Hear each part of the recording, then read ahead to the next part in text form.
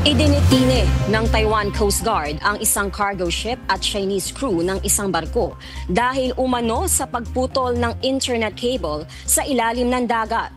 Ang Togo flagship na pinaghihinala ang sumisira sa cable na nag-uugnay sa Taiwan sa labas nitong Penghu Islands ay minamanduhan ng 8 Chinese nationals.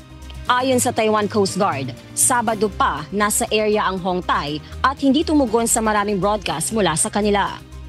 Di nagtagal, natuklasan ng telecom company ng Taiwan na Chunghwa na nadiskonekta ang cable. Inakusahan naman ng Beijing ang Taiwan ng pagmamanipula sa insidente para sa usaping politikal. Ayon kay Zhu Fenglian, tagapagsalita para sa Taiwan Affairs Office ng China, na ang pinsala sa mga kable sa ilalim ng dagat ay isang karaniwang aksidente na nangyayari ng higit sa 100 beses sa isang taon sa buong mundo.